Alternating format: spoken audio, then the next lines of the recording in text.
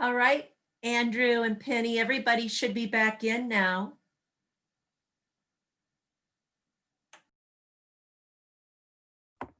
We're all dizzy.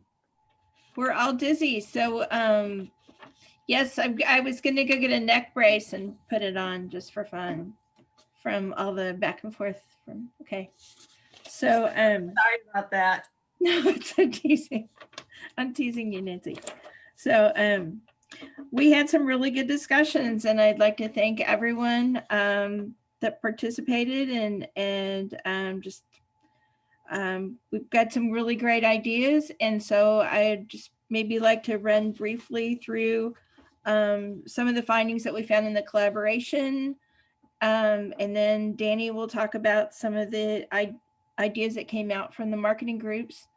And then we'll just kind of look at ways that we might be able to tie those two things together and just keep these ideas flowing. So in the first group, one thing that really stuck out was that most of you are working on all 5 of the NEAs, but the one that kept being mentioned was number 5, the metal manufacturing and fabrication. So there were some different ideas that came out of that, and how that might work as far as collaboration.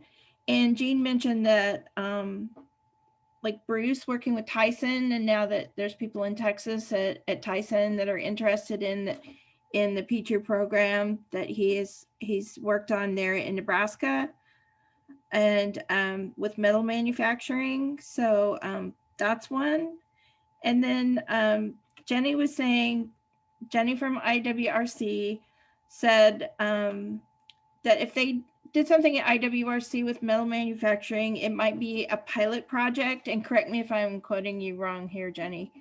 That outline the steps to assist, go in and assess and assist organizations and companies, and put together some sort of document that could be shared or replicated for other areas of the country and the other P2 states on this call. Is that right, Jenny? And then also she recommended a certification, which I thought could be a really interesting idea. And then regional calls, I thought one thing that was interesting that came out of the regional calls are just regional collaboration. Jean mentioned that in Oregon, the PPRC in Oregon is doing safer chemical training. Is that correct, Jean? Yep. And they're running peer groups, and it's also partnering with the EPA headquarters, and the EPA is using interns there to help with that program. So that might be another way to collaborate. And just looking through my notes here, cross-state facilities, once again, a lot of the same companies. This was from someone else, and Tyson came back up. And there's one big opportunity that may be of value is to work with the small business trade associations for each of those different types of manufacturing and get buy-in from the top down. And the people in the second group mentioned that when you get buy-in from the top down, that oftentimes once the people that are actually boots on the ground executing the ideas, they buy in, then they're completely sold on the goodness of the program. So, and then finally, Nancy talked about how they worked with Iowa on a hospital, was it Iowa? On a hospital program, and they wrote parallel proposals for a grant and leveraged resources from both states. So that was really cool that they could take their resources and leverage them on the same project. And if anyone wants to, did I miss anything there on different types of collaboration? Anyone? Penny, I'll just add that, I think one thing came up in terms of communicating, better communicating these um, collaboration opportunities, for lack of a better word, is that we don't really have a strong coordinated effort on sharing these projects and connections. And obviously the roundtable exists to assist with some of that. But are there other ways that we can utilize the listserv, or some sort of other central repository that's readily accessible for roundtable members to share and get this information out. So something to consider as we move forward, I think. It's just that I think we all see the benefit of collaboration, and ways that we can be transferable with project ideas, and replicate those in other facilities, or other companies each within our states. But how do we better communicate that with each other? I'm wondering if one option could be that we add a half hour onto our bi-monthly meeting, and we just use that for people who are working on the same NEA. And we talk about, okay, we're doing this fact sheet. Could you guys use it? We got in contact with this group. Could you connect us? We're doing a workshop. Should we do it in Kansas City and invite all 4 states? So we could add like a half hour onto the January meeting and just give it a try.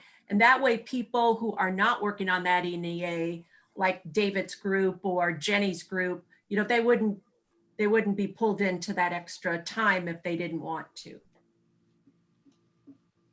Yeah, I think that's a great idea, Nancy. I was thinking along similar lines, and in terms of using the bi-monthly calls as a way to, we do that. We once a year, at least during this meeting, we have opportunity for report outs and stuff, and we sometimes, I think, integrate that within the bi-monthly calls too. But I think maybe allowing a little bit more time there, like you're saying, for report outs, and maybe allowing folks to dig into specific projects that they think could be useful to share with other folks. Sounds good. Okay. Thank you, Andrew. So I'm going to ask Danny to recap what the findings on the marketing groups were. Thanks, Penny. Mm-hmm. Okay. So in the first one, time went really fast. So one thing that really stuck out was David talked about that he invited himself to got himself an invitation to a workshop to be able to promote his REAP program, which got him a lot of assessment invitations, like from meat processors, to be able to go into small businesses, which really helped his program get off the ground and get started. So K-State was doing some workshops, and he got himself an invitation and then gave a brief presentation on his program, and that helped him get started with being able to help his program get started, which I thought was a great idea. And then Jennifer V talked about that her program is kind of self-driven and time-consuming, and that she'd like more of the word of mouth that David's program has. That hers has some of that with the sister plants talking to each other, but trying to find more ways to get the programs to talk about P2 programs, to be able to get more word of mouth to get the programs jump started. so they don't have to do so much time consuming work, which Nancy talked about.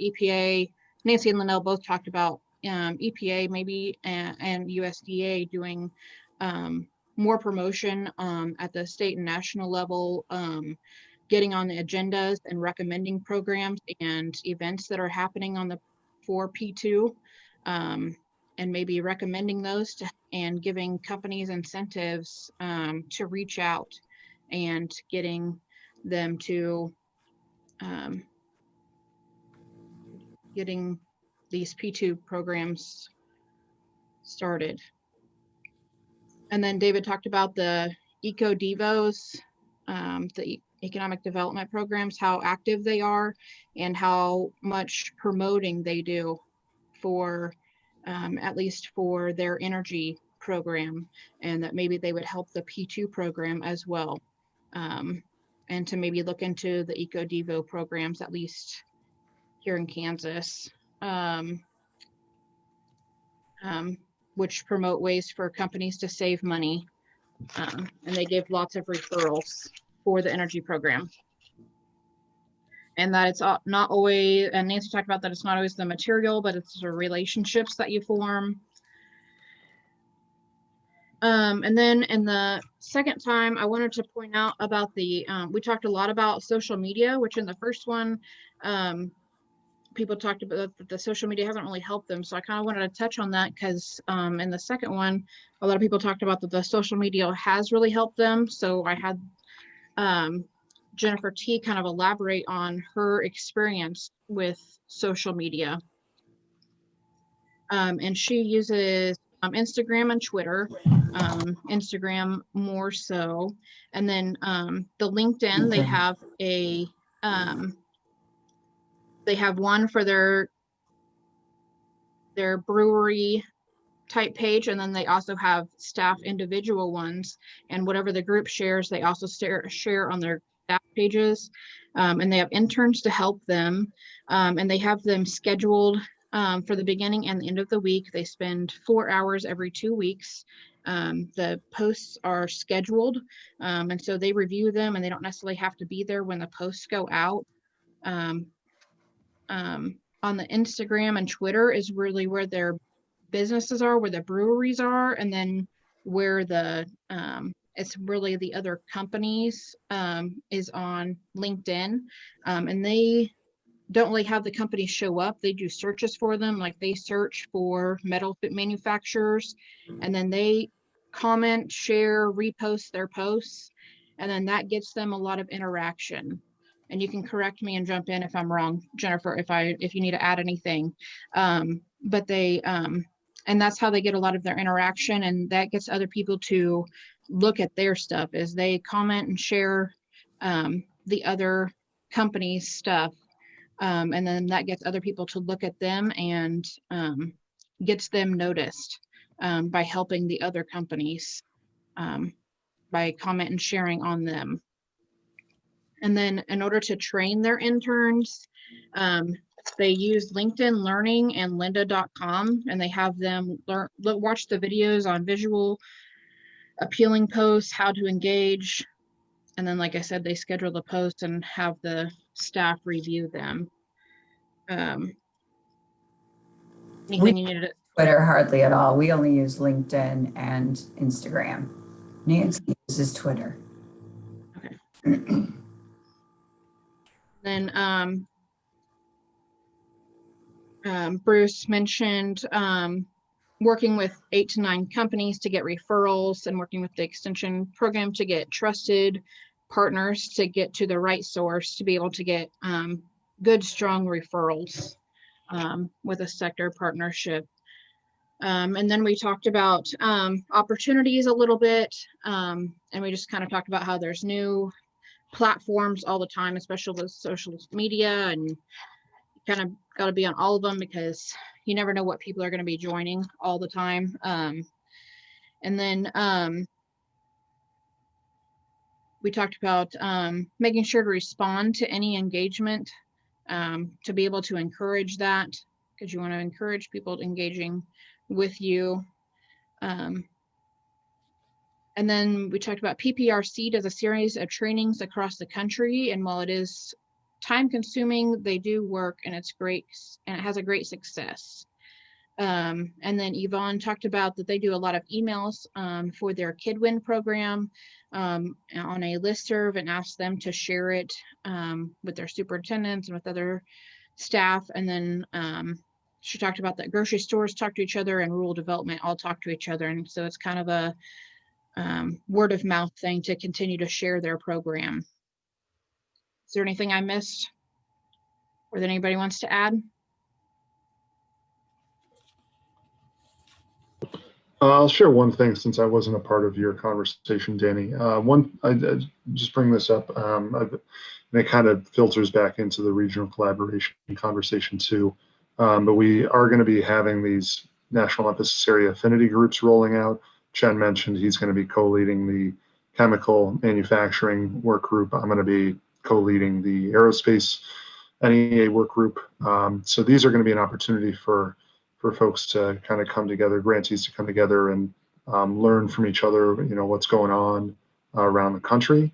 Now I'm blanking on why I brought that up for marketing and promotion. Oh, geez, I'm sorry. Well, Andrew, you were probably going to say that these groups will be able to do some of this networking and share resources. Yeah, that makes sense, especially if you kind of dedicate from an agenda standpoint, you know, doing that. I think it would still be great to tag that on to our bi-monthly meeting, and we can always skip it if we really don't need it.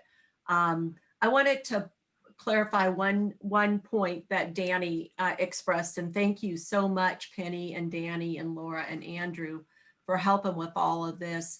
But one of the asks, and Andrew's heard me make this ask before and others have too, just to be really clear, is that when if EPA headquarters can help us communicate to top management at some of those multi-state corporations.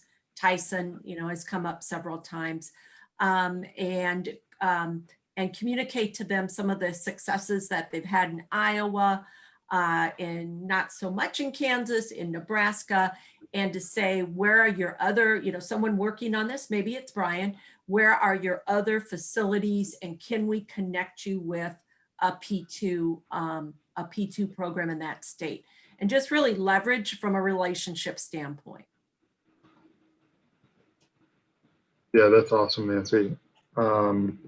Definitely something to keep in mind there. I did remember what I was going to say, and it's actually in relation. I'm not sure.